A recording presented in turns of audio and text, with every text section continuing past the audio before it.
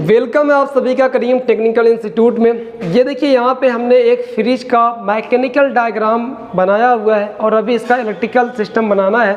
मतलब ये आप देख सकते हैं यहाँ पे ये अभी एक बल्ब सिर्फ लगा हुआ है, बाकी अभी सारे के सारे इलेक्ट्रिकल पार्ट यहाँ लगाने बाकी हैं। लेकिन ये जो मैकेनिकल सिस्टम है ना, ये पूरी तरीके से तैयार हो चुका है, बन चुका है। तो हमने सोचा कि थोड़ा सा आपको दिखाएं कि किस तरीके से हमारी जो फ्रिज है उसका मैकेनिकल सिस्टम काम करता है।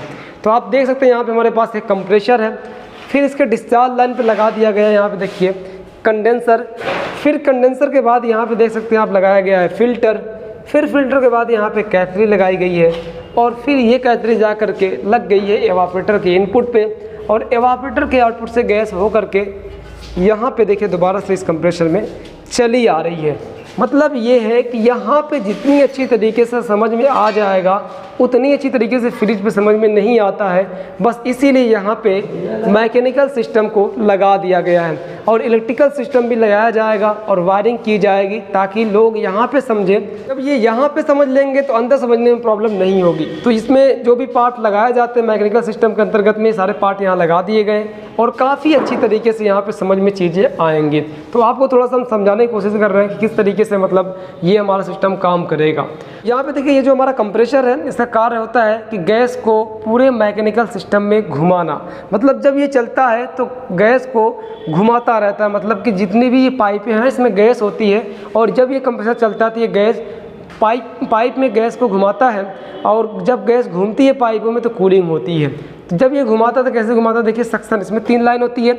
एक सक्शन लाइन जिधर से ये गैस को खींचता है, एक डिस्चार्ज लाइन जिधर से ये गैस को फेंकता है और एक चार्जिंग लाइन जिसके जरिए से इसमें गैस चार्ज किया जाता है। तो जब ये कंप्रेसर चलेगा तो ये सक्शन लाइन से गैस को खींचेगा और डिस्चार्ज लाइन से ये गैस को फेंकेगा और ये गैस जाएगी सीधा हमारे इस कंडेंसर में। कंडेंसर का काम होता है वाष्प गैस को द्रव में बदलना, मतलब कि वेपर को लिक्विड में बदलना, मतलब कि भाप को पानी में बदलना। यहाँ जब गैस यहाँ से निकलती है डिस्चार्ज लाइन से, ये जाती है हमारे इस कंडेंसर में।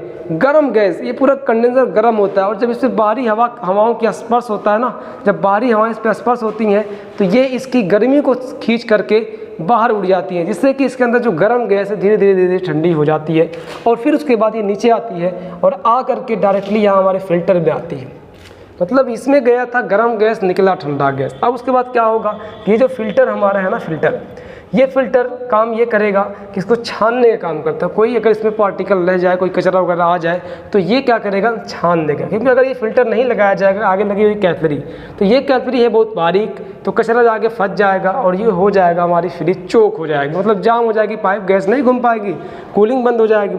तो इसीलिए फिल्टर लगाया जाता है कैथरी से पहले और फिल्टर के बाद, ये कैथरी से पहले और कंडेंसर के बाद, ताकि जो भी कचरा अगर थोड़ा बहुत आ भी जाए तो ये सोख ले। फिर उसके बाद यहाँ पे देखिए कैथरी लगाई गई है। कैथरी लगभग 10 फीट की होती है। ये कैथरी काम ये करती है कि जो गैस यहाँ से बहुत तेज़ी से आती है उसकी स्पीड को स्लो करती है। गैस की स्पीड को स्लो करने का काम हमारी कैथरी करती है। गैस की तीव्रता को कम करती है, मतलब कि हाई प्रेशर को लो प्रेशर में चेंज करती है हमारी कैथरी। बहुत बड़ा रोल इसका है। जब ये कैथरी हमारी गैस को रोकती है तो कंडेंसर में कुछ देर तक हमारी गैस रुक जाती है, मतलब कि गैस की स्पीड स्लो हो जाती है और स्लो होने की वजह से ही यहाँ पे जल्दी कई बार यहाँ पे हवा का स्पर्श होता है, जिससे कि ये हवा हमारी ये जो गर्म गैस है ये ठंडी गैस में बदल जाती है।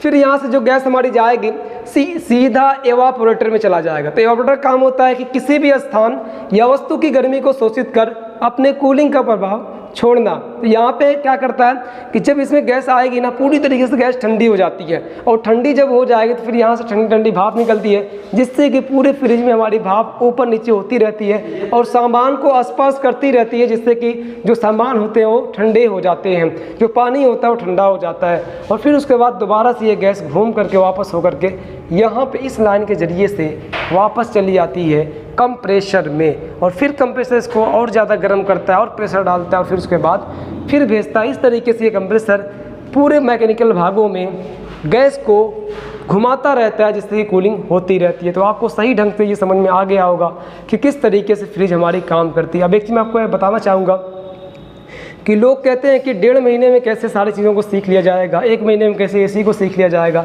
तो आप भी कुछ जान गए होंगे, यहाँ पे कुछ तो जान ही गए होंगे अभी 2 मिनट 5 मिनट में कि ये हमारा फ्रिज किस तरीके से काम करता है।